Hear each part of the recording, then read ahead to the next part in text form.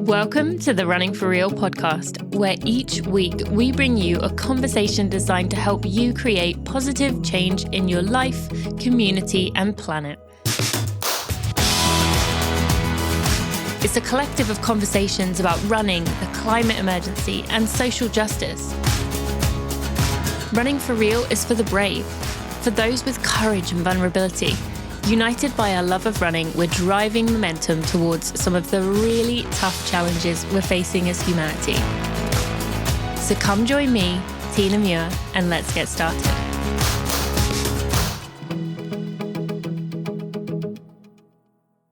Hello, my friends. Welcome to episode 236 of the Running for Real podcast. I am excited you are here today.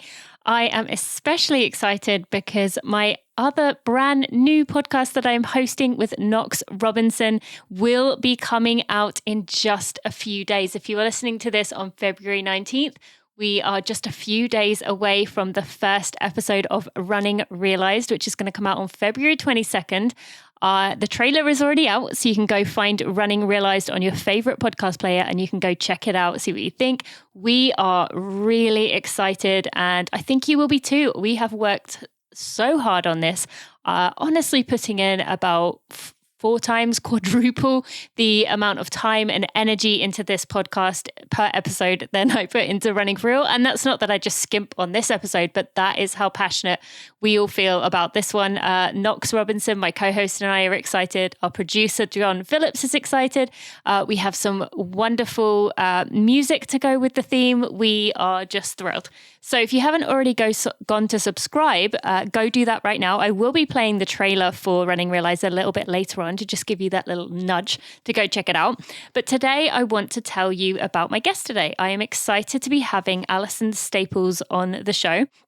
Alison is a physical therapist. She is a runner. She is someone who I've followed on social media for quite a while now and just love her energy, her enthusiasm, her heart. And we're going to be talking a lot about what she does today. She does a really important job in her physical therapy. This is not just working with runners who have injuries, not that that's anything bad, but she is working in a specific area of PT, of being a PT, that is really important and just meaningful.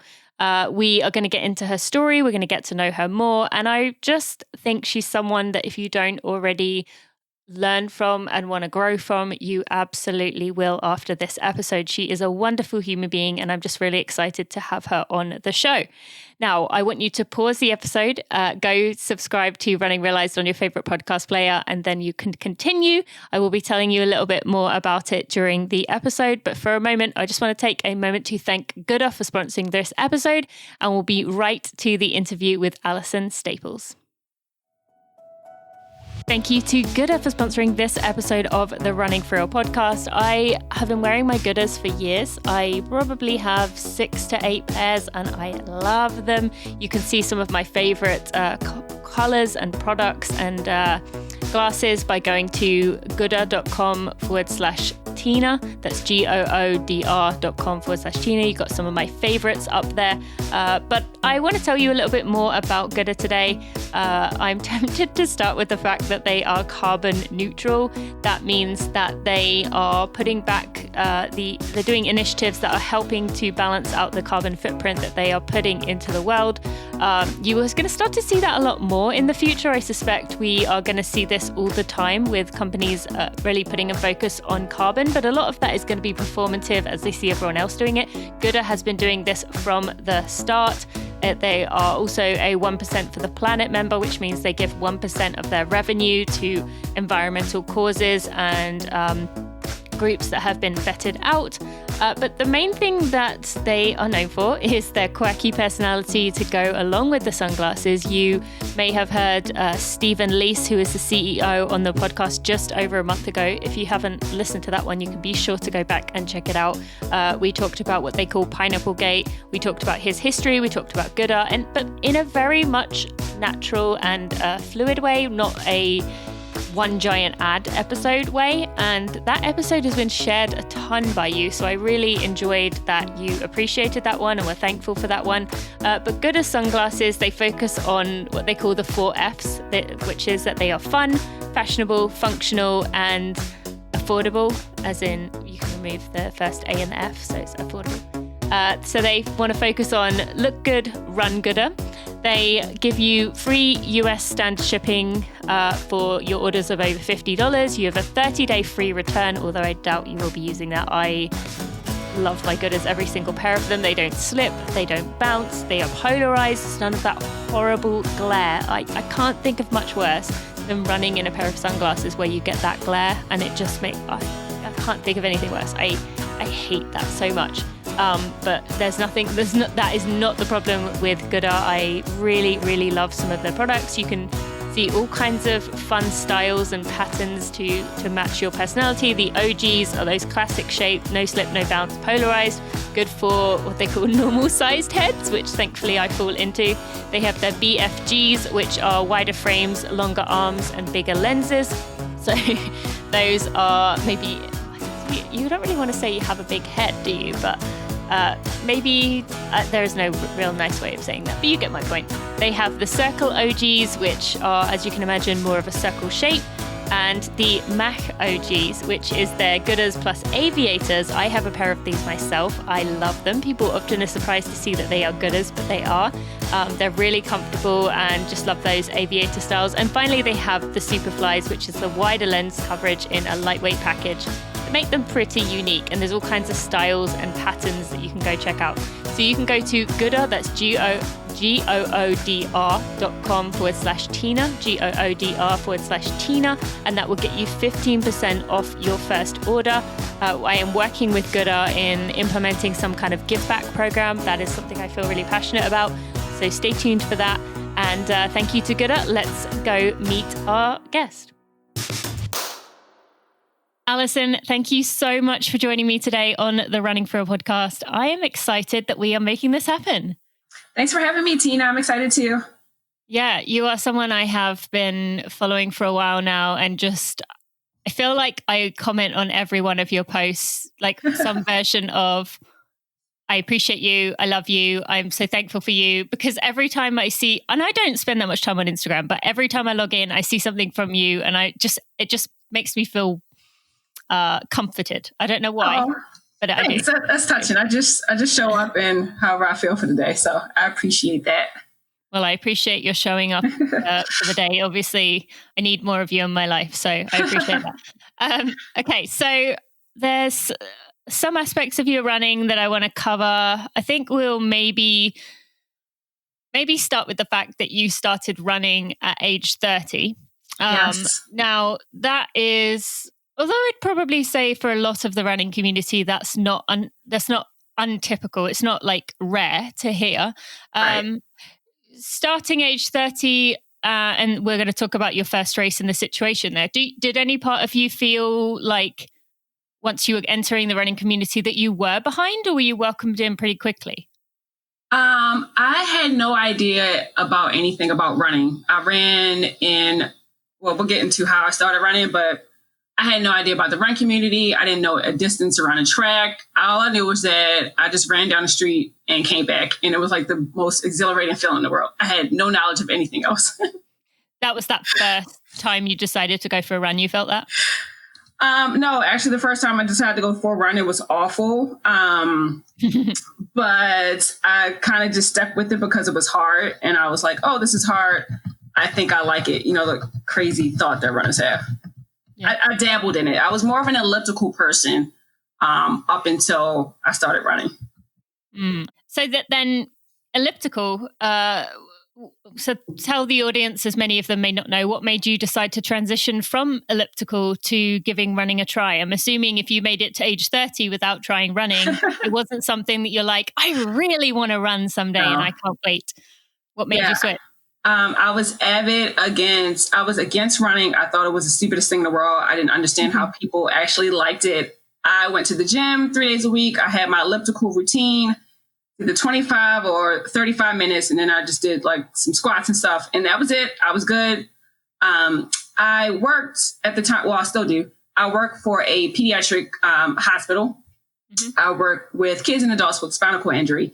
And in 2008, I believe, my math may be off on the year, but we decided to put together a charity team for the Baltimore Running Festival. One of our coworkers had gone up to Boston and just fallen in love with the Boston Marathon, especially the hand cycle division, and thought it would be a good idea to bring that back to Baltimore, especially to our patients who are paralyzed and can't walk.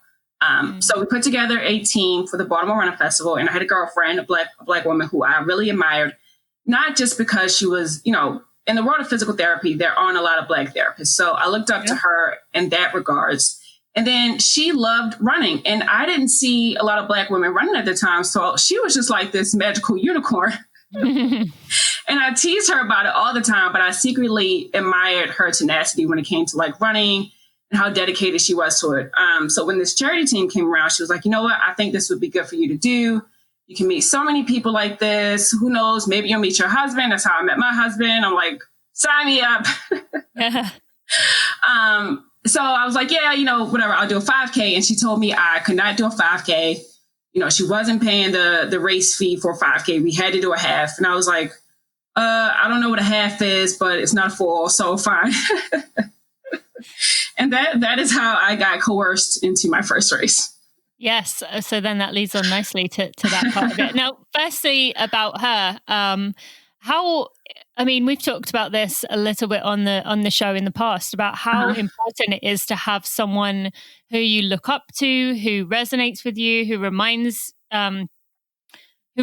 you of what you could be, the things you could do. How important do you believe that is to you've said how important it is for you, but how important do you feel that is to just us as humans? I think it's so important to have someone that believes in you a little bit more than you believe in yourself, because all of us have insecurities. All of us have some type of doubt, but it's really surrounding ourselves with people who see the magic in us that we don't really see. That's essential to like pulling that out of us and building us up.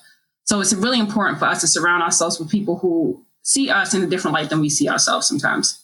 Mm-hmm. And have you learned anything about how someone could find someone like that if they are in a situation where they don't see anyone like that in their family, in their close friends? Any thoughts on how you would go seek out that kind of person? I think it's doing the things that you're most scared of, or the things that take you out of your comfort zone. And then you'll find someone who continuously pushes you out of your comfort zone and continuously sets the bar higher for you than you would ever set the bar for yourself. So, I was content on the elliptical, and she's like, no, you have to do a half marathon. Now, granted, that's a huge jump and no one has to make that jump. But that's to go for anyone. So maybe you're like a solo runner and you really want to run with the group, but you're really intimidated by your pace or just groups in general. So maybe you find a group with like less people. But yeah, just stepping out of your comfort zone and finding things to do that you are scared of will generally put you around people who will push you out of your comfort zone and really tap into potential that you have. For sure. I don't know about you, but I've actually found with the mask situation that I find it easier to do things like that right now. I don't know why. Maybe it's like I feel protected by the mask or something, but I've done quite a few things lately on my own where I've been putting it in groups because I don't know, I feel sad sounds weird, comforted by the mask. Like it allows me to be braver and just go out there on my own. I don't know. Yeah, the crazy thing about this pandemic is that it strips us all of what we thought was important before. So like, who cares about what shoes or clothes you have on, or, the fact that we're just all here alive and healthy and we're all struggling, maybe the same, maybe in different ways, but who we are in essence is all that is needed to show up. And I think that's been one of the greatest lessons of this whole pandemic that's been happening over the past almost year. Mm-hmm. I know. It's strange to think about that part, that it has been a year and it almost feels like we've adjusted in some ways. So hopefully it does a little bit out, but yeah. But still, like, I'm still not in a routine. I don't know if we ever will be. Things change so fast. Okay, so going back to that first race, so the Baltimore half marathon. Actually, before we get to the more logistics, you said about her signing you up or telling you had to do a half marathon at minimum, and then you saying how important that was to have someone who believed in you. So when she was saying that, was there still that side of you saying no, you're wrong, I can't do that? Oh, absolutely. And it lasted up until like mile 3 of the race. I was like, this is not for me. You're much better at this. Other people are much better. I really still don't belong in this space.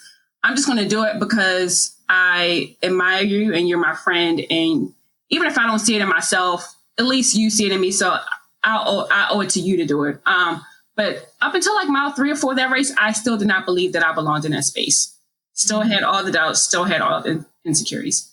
I mean, I'm impressed it went away at mile 3 or 4. That's what the pain set in, so everything else went out the window. I see. It just blocked it out. That makes sense. So that friend, I'm sorry, tell me her name again. Her name's Robin.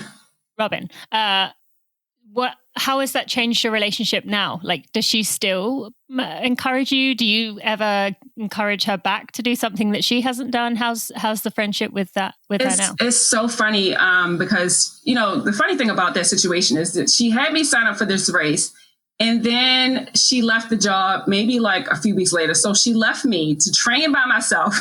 And I tease her about it all the time. Like since then, she's moved to a different state, but we still keep in touch. She still goes out on her runs. She still motivates me, even if she doesn't know. So she'll post and I'm like, wow, she really got up and ran at 4:00 in the morning and let me get up. So she still motivates me. And she just thinks that it's so funny how my running journey has evolved when she had to literally push me out the door. And she's like, this is not about me anymore. This is about you tapping into something that we didn't even know that you had the potential to tap into.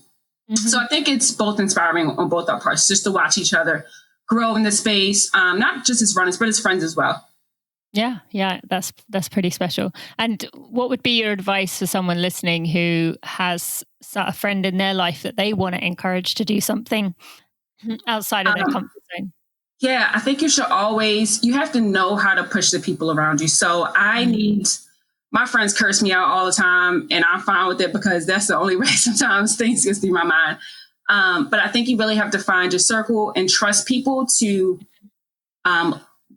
you have to welcome people into your space. There's a certain amount of vulnerability that you have to have in order to let people in. You have to trust people with that space that you give them. So the first step is just to find someone that you really trust, someone that you respect, and someone that has your best intentions at heart. And what about the friend who wants to encourage, like if someone has someone in mind, someone who's like you, do you have a best way of going about it with, do you kind of build them up and say how great they are and then say, that's why I think you should do this? I guess it goes back to what you said there of getting to know them. Yeah. So now I'm a coach and I meet people all the time who I don't necessarily know. But one of the beautiful things about coaching is that you get to see people in their weakest moments. So you get to pull people out of whatever headspace they're in, whatever pain they're in. You really get to tap into that person and figure out so-and-so isn't very vocal about what it is that's bothering her, but I can see she's breathing really hard. So maybe I just tell her that she needs to relax. And it's really about observation and figuring out how you can best serve someone versus you putting yourself on somebody else, if that makes sense. No, that's definitely great advice. So that race, you completed that half marathon. Tell us about what you remember from the first, few hours after you did that half. So I was out there for 3 hours and 30 minutes. I remember towing the line. Well, the day before the race, I did nothing right. I went and brought a brand new pair of shoes that matched the shirt because, if anything else, I was going to look good in this picture. I wore the shoes right out the box. And when I got to the race, I just looked around. I was like, wow, this is, I thought a runner looked a certain way. And I got there and I was like, wow, there are small people, there are big people, there are tall people, there are white people, there are black people, there are men, there are women. This is kind of amazing that there are all these different types of people. And I thought a runner was just a thin white female or a thin white male. So even just towing the start line was just amazing. And then having the support of my coworkers there as well was just a really good feeling. So everything, I think I trained up to 8 miles. And when I say trained, loosely trained, loosely trained up to 8 miles. I did 7 and then the pain set in. But one of the things I love was just like, you always find those run angels on the course and they come and go in different ways. So maybe it's somebody at mile 8, maybe it's somebody at mile 8.5, somebody who just tells you like, you can do it, keep going. And that to me was like the most exhilarating and refreshing and like most memorable part of the race was just all these people just supporting you throughout the entire time that you're out there on the course. Yeah. I mean, I think we all can just feel right now, even thinking about it, the experience of how that can pull you out of such a low moment, the crowd out there. And as you said, there's always the angels, the few people who seem to speak through to you in a way that's better than anyone else. And were you looking around while you were running, seeing that everyone was struggling, that everyone was in their own version of this battle, or were you focused ahead? No, I was looking around trying to see if anybody noticed that I was dying. Save me, somebody. And what did you see? I saw other people who needed to be saved as well. as is always true.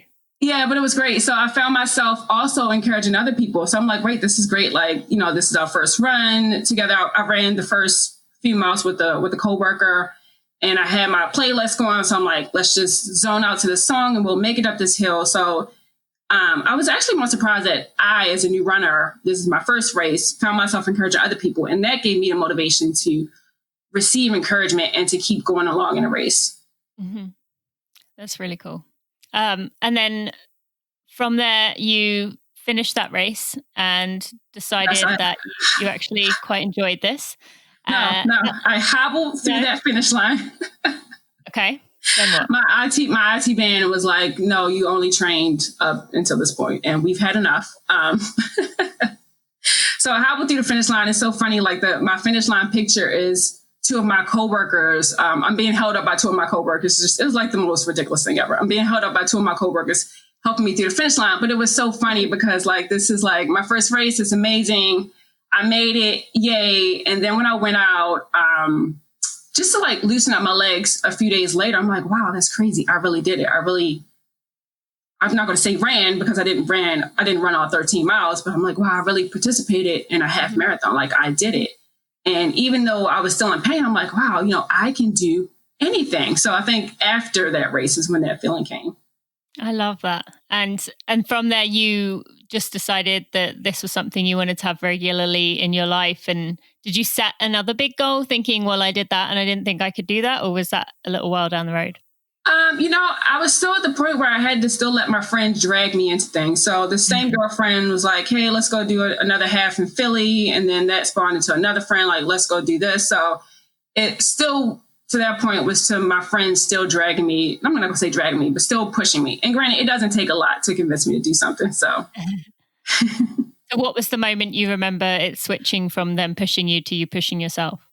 I think after my first full marathon, I completely bombed that. And I really wanted to figure out why. And I really wanted to get better at being a runner after my first marathon. So I took a RRCA certification class just to get better for myself as a runner, not to coach anybody else, which it's funny how this kind of spiraled to what it is now. But it wasn't until after my first marathon that I thought, like, this is really about me now and my journey in running and not about anybody having to drag me along. Yeah. And have you since, I mean, you coach people, as you said, so you must do it to some capacity, but is it you now convincing people to give it a try? Yeah. And it's so funny because now it's like, it's not so much about the running. It's about the mental part and about the emotional aspect that comes with running. It's more about the life journey and the life lessons that running teaches you versus the physical aspect of running itself. For sure. Absolutely. And you've said that marathons are your favorite. So without having races over the last year, what have you been doing to keep yourself motivated, to keep yourself out there, and the people that you coach or the people that you interact with to keep them going during this time when races aren't available to have that dangling carrot? Yeah, so for myself, I look at my outdoor run time as like my peaceful tranquility, like my me time, just to get away from the phone, get away from the computer, just to like really zone out. I think I've done a few virtual races, although I take them less seriously than I do a training run. So I'm not a fan of virtual races, but I think they do serve their point for people right now. For me, running right now is just about a release. It's about maintaining some form of normalcy. It's about just maintaining the fitness that I've had. And if I capitalize on it, if I get faster, so be it. But right now, it's just about a release for me. Yeah. And then for the people I'm coaching, they really just love having accountability and consistency and just some sense of a normal life of how it was when races were still going on. Yeah, that's true. I think we haven't really discussed that on the show, but how running has been that when life is so crazy and stressful and things changing so quickly and constantly right now, and not really knowing what the future looks like, running has been that like tether essentially to our, I hate to say old lives, but the way it wasn't calm before, but the calmness of before this pandemic hit. I feel like running has been that constant that we've all relied on, even without races. And is there anything else that the pandemic has taught you about your running?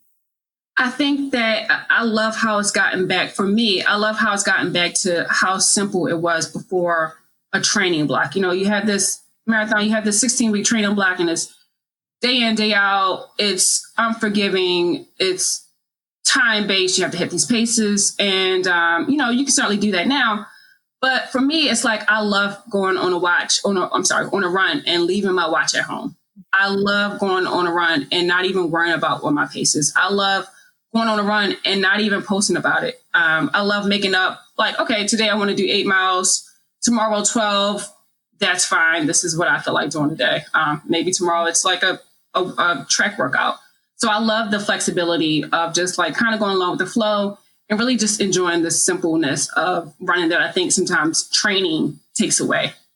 For sure. I agree with everything you just said there, and I'm pretty much doing the same thing. And I love it. I actually, when I took my 2-week social media break at the end of December, I try to update my social media often, even though I kind of hate it. So I'm constantly trying to think of ways to get a picture, because unfortunately Instagram is a picture platform. Yeah. But when I took that 2 weeks off, it was so freeing to just go for a run and not be like, oh, I need to figure out a picture. Yes. Oh, how do I need to figure that out? And just to go and be like, oh, I finished my run. That was nice. And then just be done with it. So I definitely hear what you're saying with that part as well. Now, one other thing you said that was quite interesting, you run with a metronome or to a metronome a few times a week. Is that like a weird PT thing that you do, that PTs do, or what's the reason for that? So I use a metronome a lot in my clinic because a lot of my patients have gait deficits. So maybe one extremity is a little bit more affected than the other, and they just need timing as to when to put that affected leg down. So for me, my cadence has always been on the lower side, maybe like 164, 166. And granted, I'm tall, but I'm not like terribly tall. And it annoys me when I go out and run with my friends who take quicker steps. They always finish faster than me. It seems to be like less effort. So I was like, you know what? I really have to try to get in the habit of turning my feet over. And I can't do it on my own. Like it just never worked out for me. So a metronome, I use it a couple times a week, and it actually really helps me. The run is just like, it's just less effort. I really don't think about it. I've tried to do like music, like on Spotify, they have playlists of like 170, 180, but then I get too caught up in singing and it just, yeah, I get too caught up in the words. I get way too caught up. So I'm just like, whatever, let me just put on some monotonous ping, ping, ping, ping, ping, ping, ping. So I know when to put my feet down. And I'm sure I look crazy running around the neighborhood with this loud pinging happening, but it's therapeutic and it's calming to me. And then I look at my cadence and I'm like, oh, that didn't feel so bad. And yeah, so I actually enjoy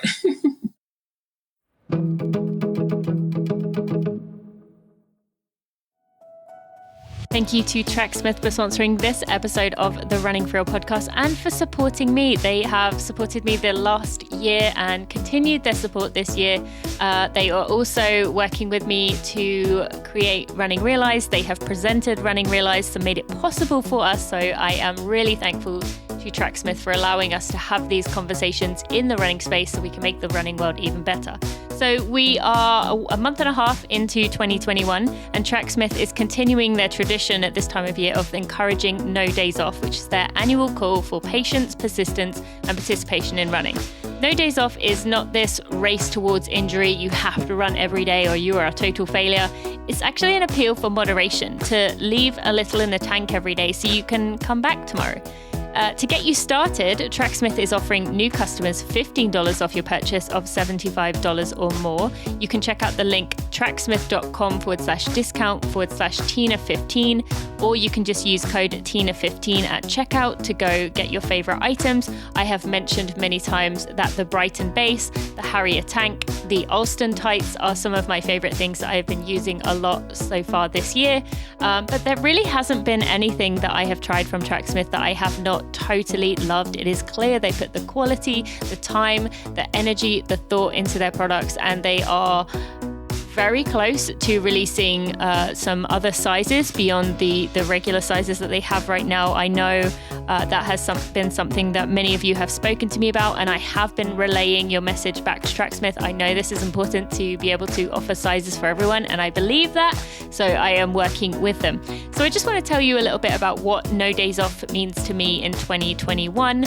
In the past, I think no days off, I would have literally taken it for I had to do everything I needed to do for my training. And yeah, I would very much feel a sense of failure if I didn't stick through with something. So a good example for me, I've been doing a lot of meditation and it's become a big part of my life. However, I am definitely not doing it every single day. And I've had to give myself some kindness for that, to understand that sometimes things do not work out, particularly with a 3-year-old and an 8-month-old.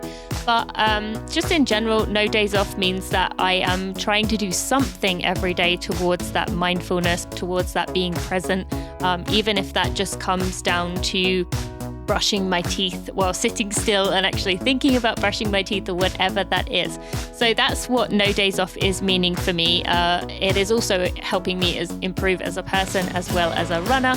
And yeah, I'm really enjoying it. So I would love to hear for you, what does no days off mean to you?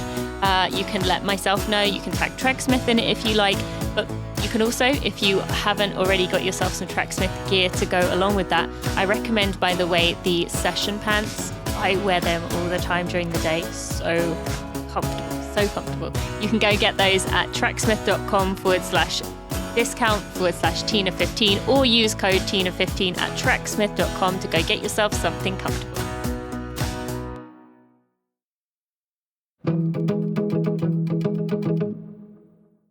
Yeah, I get too caught up in the words. I get way too caught up. So I'm just like, whatever, let me just put on some monotonous ping, ping, ping, ping, ping, ping, ping, so I know when to put my feet down. And then I'm sure I look crazy running around the neighborhood with this loud pinging happening, but it's therapeutic and it's calming to me. And then I look at my cadence and I'm like, oh, that didn't feel so bad. And yeah, so I actually enjoy it. Okay. Well, I think some people may give that a try and let us know if you do. That said, I've often thought when I've been doing, have you ever done some kind of fartlek workout or some minutes based where you'd have a watch beep and it tells you to stop and go? Yes.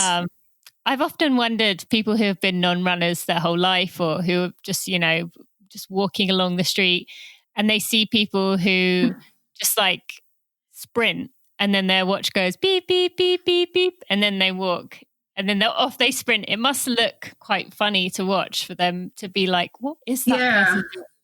Well, it's kind of like the same thing in a race where you have your run walkers that are right beside you, and it's like, I'm running the whole time, and this person who is run walking is like, we're neck and neck, and this is so annoying.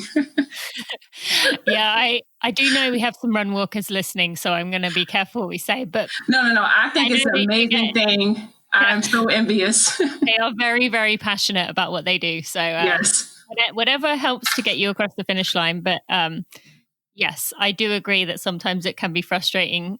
For me, I more struggle when I'm out on training runs and there's a man who I catch him up, and then he sprints.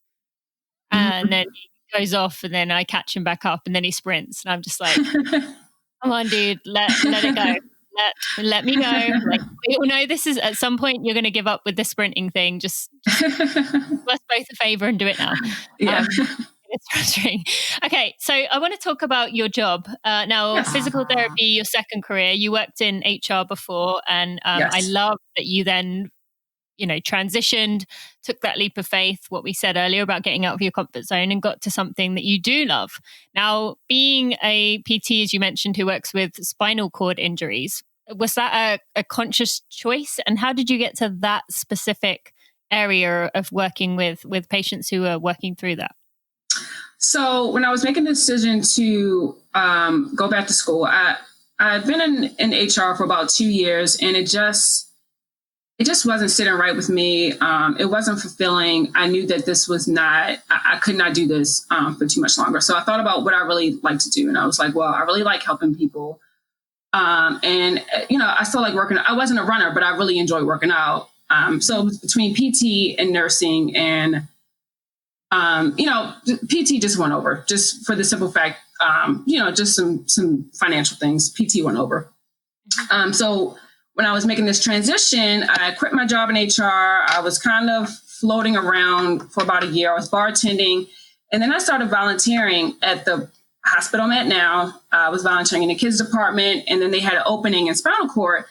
And it was just amazing to me that no two injuries are the same in this. Everything is different. Everybody presents different. And people who have spinal cord injuries, some of their injuries are traumatic, meaning like a car accident. Some of them are non-traumatic, meaning maybe one day they just woke up feeling sick, and then 12 hours later they couldn't walk. So these were people who needed a lot of help, not just physically, but emotionally. And I think that is something that really resonated with me, and why I chose to stay in spinal cord and neuro over maybe like outpatient ortho. Yeah. And how is that for you emotionally? I mean, especially this year with all the things that have been going on, and we'll talk a little about, the just sheer exhaustion of a lot of the racial reckoning that happened. Emotionally, that must be a pretty intense job on you to see things that affect people's lives that in such an extreme way through their spinal cord. Yeah, the first 2 weeks I worked there, I cried every single day. It's like, oh my God, I can't believe this is awful. This 5-year-old kid is now paralyzed because of this accident, or this person lost their whole family and all they have is movement below their neck. Like, this is the saddest thing in the world. And then I started to look at it differently. I'm like, wow, this person had this thing happen, and they still show up every day. They are still hopeful for recovery in some type of way. And maybe for them, the highlight of their day is coming to therapy and seeing these other people, and just being in this community and giving their all for maybe 1 or 2 hours. So, maybe the carrot isn't walking. Maybe the carrot is sitting up for 10 seconds, or being able to, put one arm through a sleeve, or something that we take for granted so much. So my outlook on it really changed. And I think that is like the most incredible feeling I have when I go to work and when I leave from work. Yeah. And do you find yourself often thinking about these people when you are out running, that absolutely. Just the ability of being able to run? Absolutely. I make my patients, and it's one of the reasons why I started running in the first place, is like, well, I ask my patients to do these hard things with limited mobility, and I have my body works perfectly. There's no reason why I can't go out here and push myself if I ask my patients to do, hard things. So I think about them on every run. I think about them when everything gets hard. I'm like, you know what? I ask people to do hard things, and there's no reason why I can't do the same hard things. And they motivate me way more than they'll ever know. Yeah. Yeah, that's so true. And what have you noticed about do you call them clients or patients? I call them patients, but they end up being friends. Yeah. Patient friends. Yeah. Patient family. Friends. Yeah. What are some things that you have noted? Well, either that you notice as of them as a group, or things that you notice maybe in the transition during the time they're working with you in physical therapy, about the just perspective and attitude they have towards life? I think, it just depends on where they are in the injury. There are some people who haven't fully accepted, I'm not going to say accept, who are still struggling with the injury itself and everything that comes with the injury. So it's not just the physical, it's the, I can't, I haven't stood up with my parents in like a long time. I haven't taken a picture with so-and-so. I'm not going to be able to walk my daughter down the aisle. So it's a lot of the emotional component. So I think just seeing the transformation of, oh, wow, like we did it and we're going to work on gait training so that I can walk my daughter down the aisle. Or this was amazing that I was able to last, 20 seconds sitting up, whereas the last week I could only do 10. So I think that just being in this environment of seeing other people really work hard is good for like mental psyche 10 times over. Yeah. And would you want to share anything that just for anyone listening who is maybe hearing this and thinking, wow, yeah, and this is me too. I sometimes take my running for granted, that my body, works as it should, able-bodied in every way. Is there anything you'd like us to be reminded of? There's no bad run. There's absolutely, you've never had a bad run. And I can tell you this, I don't know your pace. I don't know your heart rate, your cadence, but you have never had a bad run. All runs are good when your body works the way it's supposed to. It's just a blessing to be able to get up and leave out and get dressed and just have your body work the way it's supposed to. So I really look at this running thing and just physical movement as a blessing in itself. I've had patients just cry, in front of me, like, will I ever walk again? And some of those moments are really hard hitting because it's like, wow, like, you really just don't even know what people are going through. And you really just don't appreciate how complex and how amazing it is that the body works the way it does. So yeah, you've never had a bad run. So whoever thinks that they had one or is about to have one, you've never had a bad run. So on that note, do you ever find yourself getting frustrated with, and I can put my hand up and say here that I've had many instances where I've been like, in the past, and hopefully I moved on past this, but have said, you stupid body, like how dare, been like pissed at my body for breaking down, like how dare you have an injury in my leg, like, you have the audacity to break down kind of approach to things. Do you ever get frustrated with runners with that when you see something so serious every day? Yeah, I mean, absolutely. So, when I first started working, I felt bad for having a horrible day because I'm like, Alison, you're not allowed to have a bad day because you work with people who have it 10 times harder. But then someone had to remind me that my problems aren't insignificant just because someone else's problems are significant. Oh, sure. So, I went on a trail run like last year, tripped, sprained my upper hamstring, and then it's been like a complete annoyance ever since. And, sometimes I get frustrated, but it's like one of those things where, I was out doing something that I loved and it just happened. And it's a gentle reminder to take it easy. I think sometimes we look at injuries like, my body is failing me. No, your body is telling you that you are doing too much and you need to rest or you need to strengthen. Something is off. Your body is not failing you with the injury. Your body is trying to tell you to take it easy. So I think just changing the perspective on how we look at things really helps adjust into how we deal with things. Mm-hmm. I think your message is one of the biggest things you said there is something that we as runners hate to accept, being that we have overdone it. And it's so easy as runners to be like, that was a fluke. It must have been because of this. And it's very rarely just one element of your life. It's not because you overdid one workout. It would have been you overdid that workout on top of overdoing it in a few areas over the past few weeks, or you didn't eat enough and you were not getting enough sleep. Or that, I think it's a good message there that we overdid it and we have to be able to start accepting the responsibility and taking some accountability for our injuries rather than immediately trying to shrug it off or say that it was a fluke. At the end of the day, unless you literally roll off a curb with an ankle, like you're just, literally fall off a curb, or fall in the trail and hit your knee on the ground, like it's on you. And the sooner we can accept that, the sooner we can actually start to change the behaviors that prevent injuries. Anything from your experience? I know you mostly work with spinal cords. So this isn't totally in the same area, but as a PT, any advice you would have for someone who finds themselves stuck in an injury cycle? Yes. Listen to your PT. First of all, get in a PT. Yes. Listen to your PT. Do the home exercise program.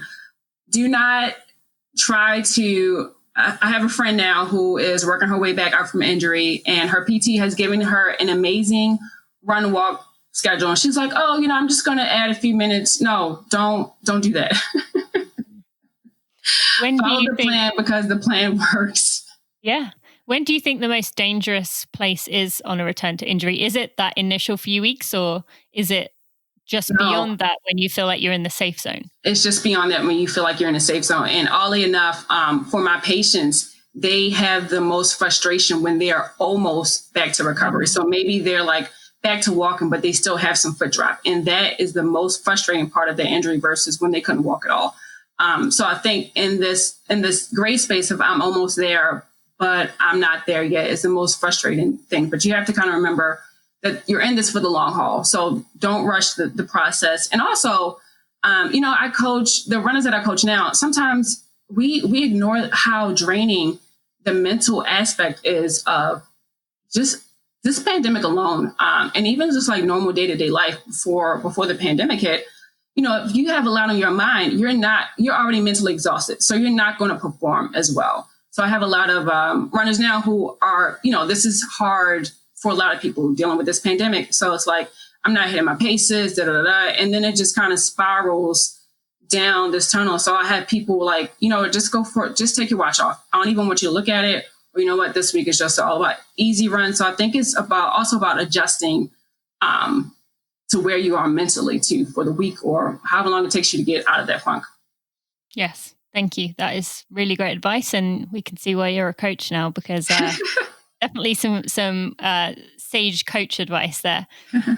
So speaking of hard things and working through things that are tough, you spoke very candidly 3 or 4 months ago about being carjacked, having a gun pointed at you, which was a terrifying experience. But you were able to take that, what happened, maybe not initially, but after a little while, and see it as a learning experience to grow. And I hate to say see the silver lining, but to see something that you could take from it. Firstly, do you feel that way about most horrific things that happen to you and happen to people, especially with what you see in your job?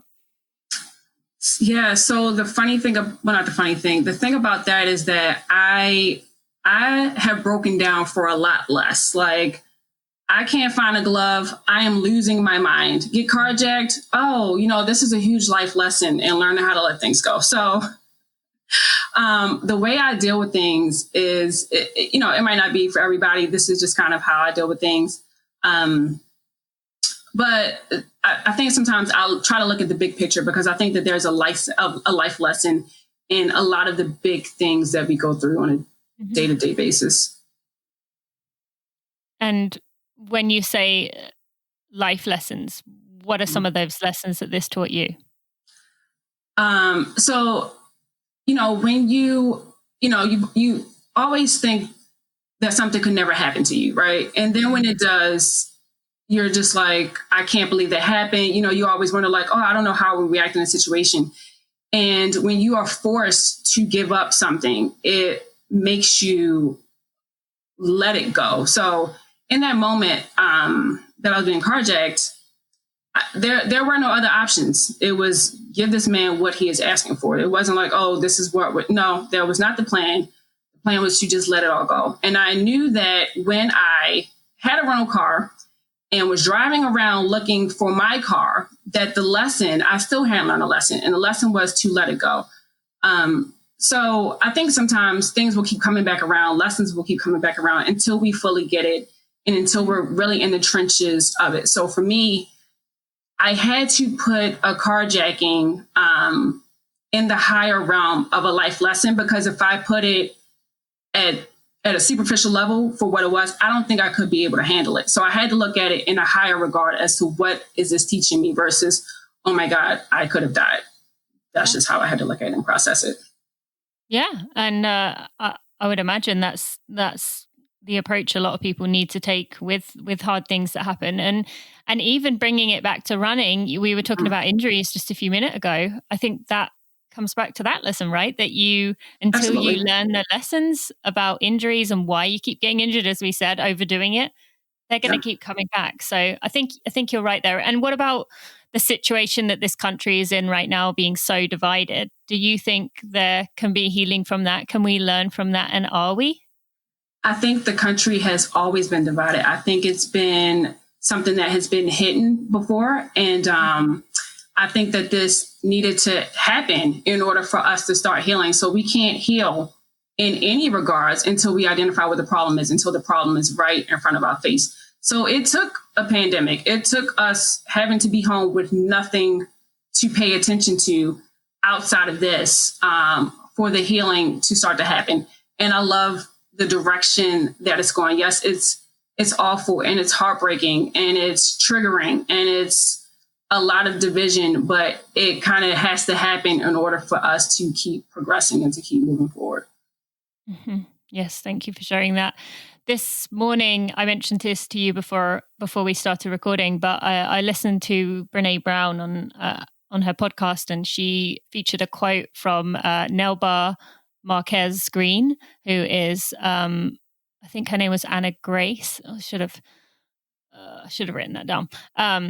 Who was one of the children at Sandy Hook. This is her mother, Nelba.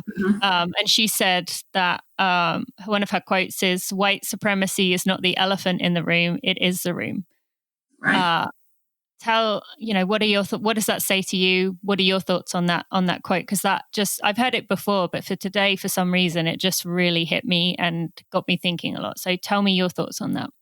This country was founded on white supremacy. So it's not something that can be easily eradicated. It's not something that, oh, look, here it is. No, this is what it is. So I think that it's good now that we are identifying it for what it is and not looking at it as a certain aspect, but looking at it as the aspect and coming together in a unified front, because there are more people now who are speaking out against it and more people now who are devoting time and energy and efforts and money into eradicating this and unifying people than there were before. Mm-hmm. But I think that this had to happen. And I think we had to identify and just call it out for what it is versus trying to hide behind, everything's fine, everything peachy. No, this has been a problem. This is the problem.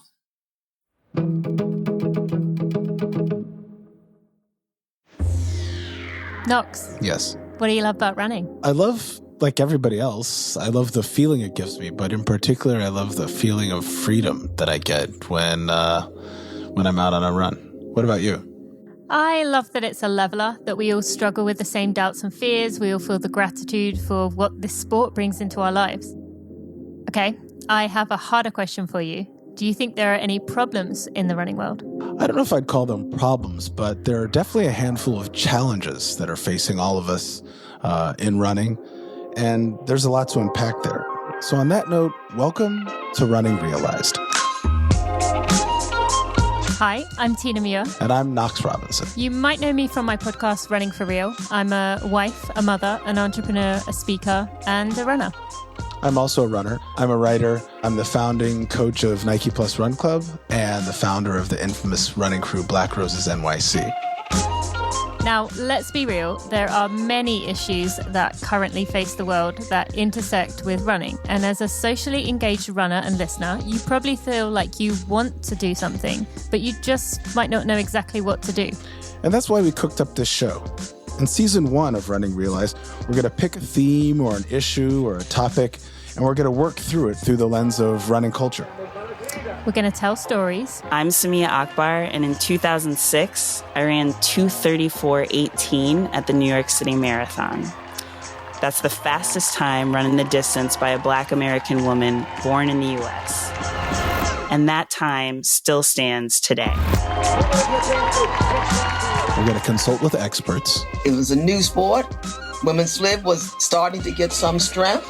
So ladies were trying some different things, and I just enjoyed the running because I just enjoyed the running. And break down the actual ways for you to be an active participant in the solution to make the world of running a better place. And then finally, I think our third takeaway is to challenge your assumptions. Our mission is to explore running culture as a vehicle to realize its full potential. So join us for season 1 starting on Monday, February 22nd, wherever you find your podcasts. Go subscribe now, so when the episode drops on that day, it will download right to your favorite podcast player. We'll see you then.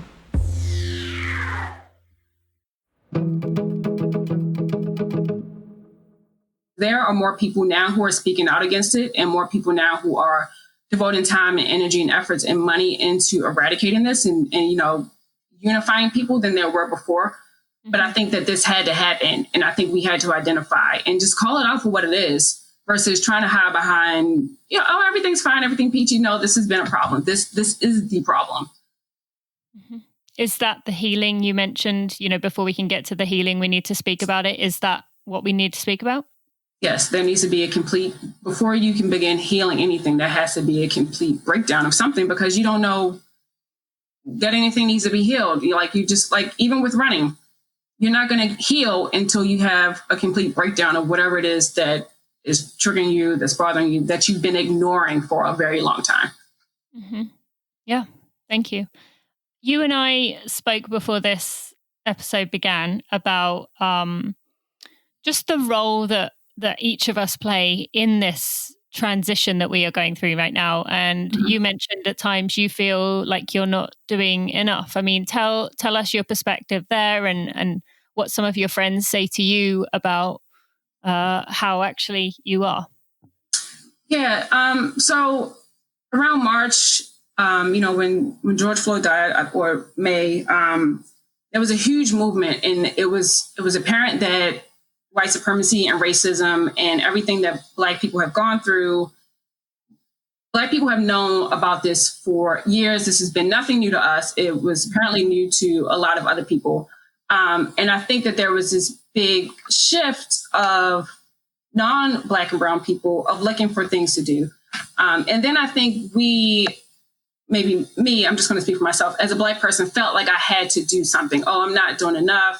Maybe I need to educate, or, whatever, I need to do something. And for a long time, I had these feelings like I'm not doing enough. And I had to have my girlfriend say to me, you just showing up is enough. So I think for me, and for anyone else who's listening who feels that maybe they're not doing enough, I think you just showing up in the space as you are and being genuine about it is enough. So what does showing up mean for you?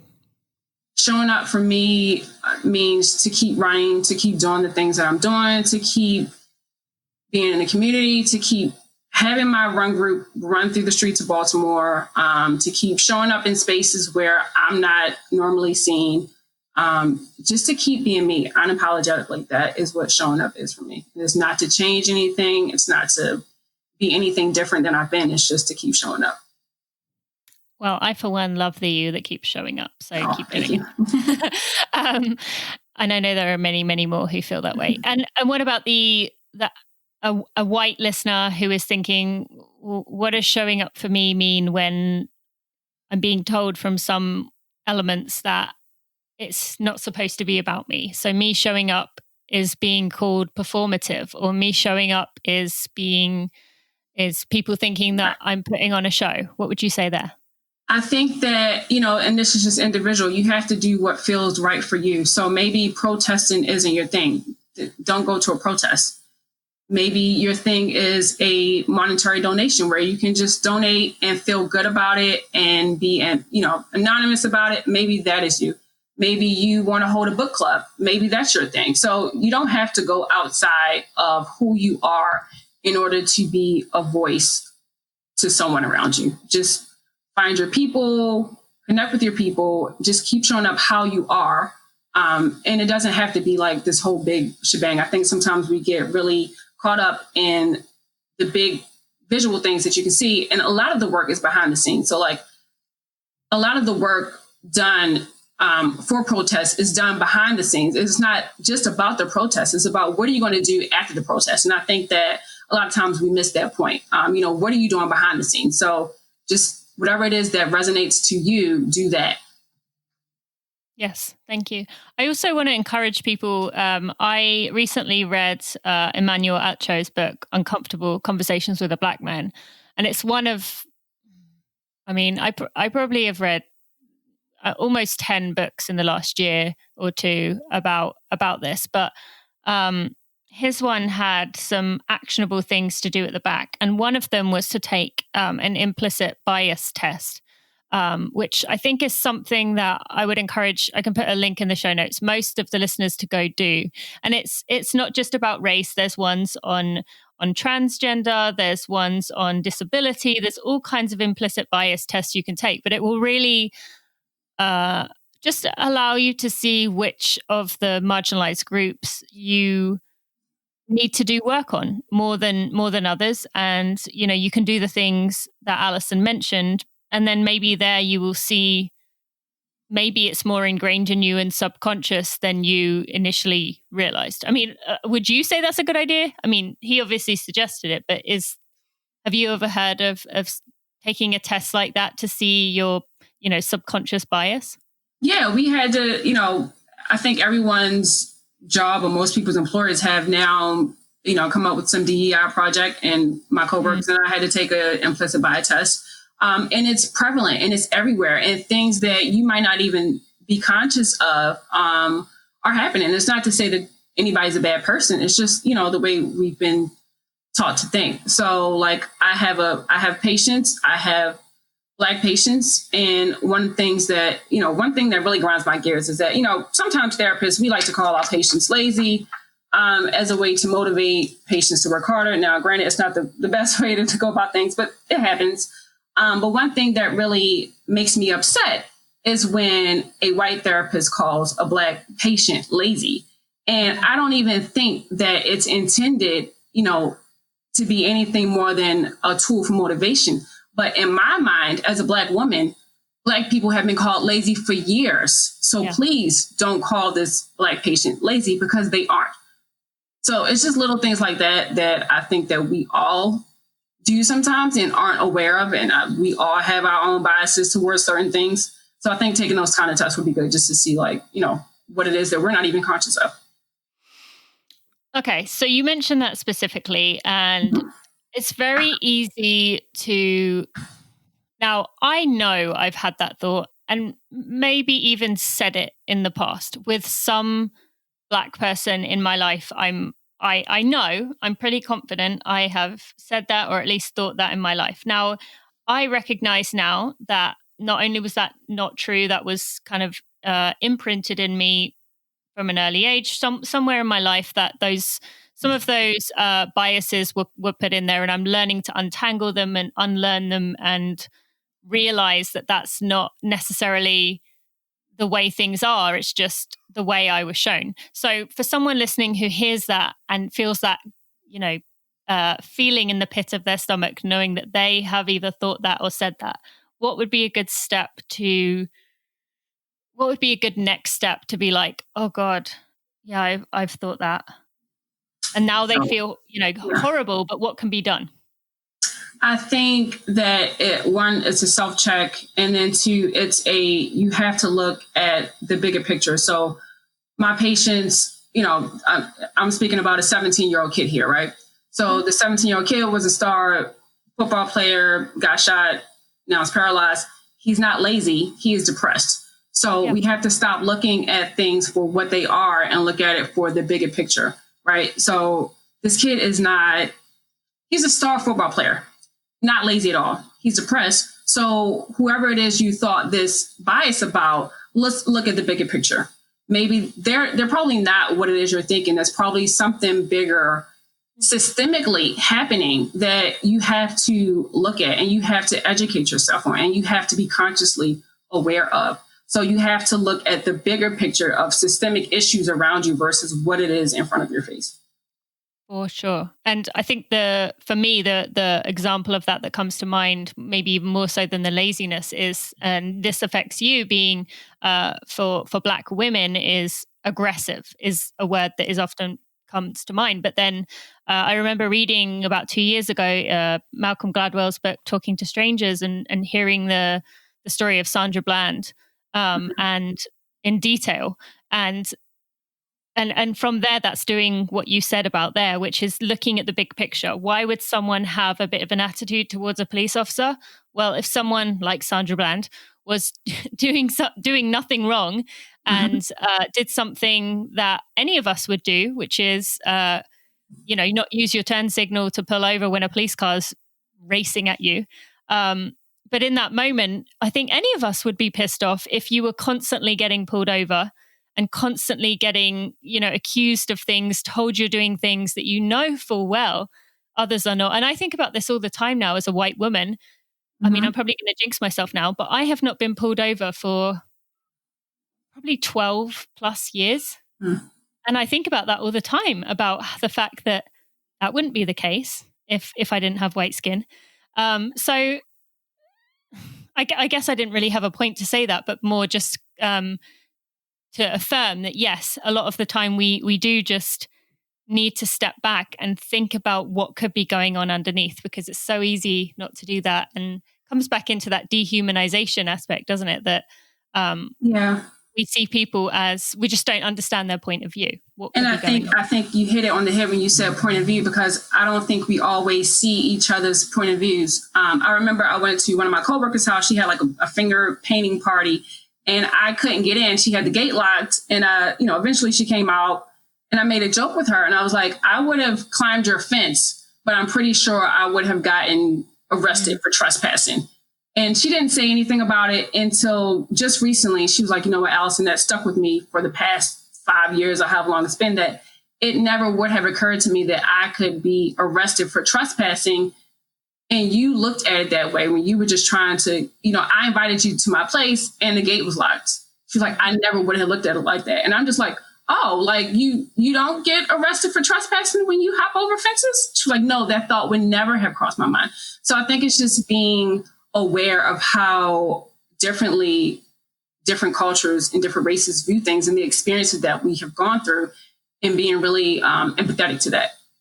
For sure. Thank you. As you said there perfectly, empathy is going to be the key to everything that we've talked about today. Being the difficult parts is understanding what it feels and thinking about how it is in others' shoes. So thank you. Okay. I think I've got one more light-hearted question for you, unless you had anything else to say about this. No. Okay. So you told me I have an unhealthy emotional attachment to my camelback. So you need to end it with that. What's that about? I call my camelback, her name is Dora, for Dora the Explorer. And I pack her with snacks, and, we go out and we have a good time. I never know what's going to happen with Dora, but she is like my best run friend. When all else fails, I have Dora. So it's kind of ridiculous that I'll take her on even a 4-mile run. I'll put a whole bladder full of water. I'll put a whole bunch of snacks, and it's just it's kind of like my weighted blanket. It's just like a security, I'm fine, whatever happens. I have my phone, I have my snacks, I have my water, all is right with the world. So how does Dora feel about you running on the treadmill then? Dora understands that sometimes I have to go away. Sometimes Dora can't come out to play, but I will be back. I love that. Yeah, because most pictures I see of you running right now are on the treadmill. So that was where my mind went, of how she feel about that. Yeah, I still make it. Me and Dora still have a date every weekend. That's good. Okay. Whether it be a 4-mile or 12-mile, yeah. I love that. All right. Well, I just want to thank you for coming on the show. I'm sure this episode has just given everyone a glimpse into why I and so many others just appreciate you and are so thankful for you. So tell people, because they absolutely should, where they can go follow you and find you. Thanks for that. My Instagram is Allie. The most confusing thing ever. Right. It's Allioop. So it's ALIOOP. So you don't even know it yourself. Wait. It's a 0 _ little o. If you put an alley-oop and it's a picture of somebody running, it is me. Just click on it, you'll find me. Or you could just go to teammuir.com/episode 236, and I will put a link in the show notes. If you do not remember the underscores and the zeros and the O's and all the other but yes, you can go find her and go follow her. She is a wonderful human, as you have seen today. Thank you so much, Alison, for coming on the show. I appreciate you more than I can put into words. Thank you for having me. It was fun. Before we end this episode, I just want to take a moment to shout out my podcast editor, Jeremy Nessel, who has done such a wonderful job of looking after my podcast, taking out all the mishaps in the episodes, while still keeping in the vulnerability and the realness and the rawness of the conversation. This is not one of those podcasts where I take out the ums and the ers and the sometimes the delay in words, because I think it's very important to keep that authenticity. We're surrounded by perfected and manicured everything, and I think it's really important that Running for Real stays that way. So thank you to Jeremy for your work. I also want to thank Maria Vargas and Amber Moore, who are also part of my team. They've been a big part of this community and me being able to build this brand. So just want to give them a shout out too. All right, let's get right back to the end of this episode. Thank you so much to Alison for joining me on this episode of the Running for Real podcast. If you are a new listener, why don't you go and hit the subscribe button, and remember to hit Running Realize subscribe button while you are at it. But subscribe, make sure you get these episodes delivered directly to your phone next time so you get it right on the day that it comes out. I loved getting to know this woman. If you don't already follow Alison, be sure to go do it. There is a link to go along with this episode so you can go find her. As I said, her Instagram handle is incredibly confusing. So you can go find links in the show notes to go check that out. And there's also some other links to things that we talked about there. I want to take a moment to thank our sponsors, Gooder and Tracksmith, for this episode. You can get 15% off your first order at Gooder by going to Gooder, that's goodr.com/Tina. And you can also go to tracksmith.com and use code Tina15 for $15 off your order of $75 or more.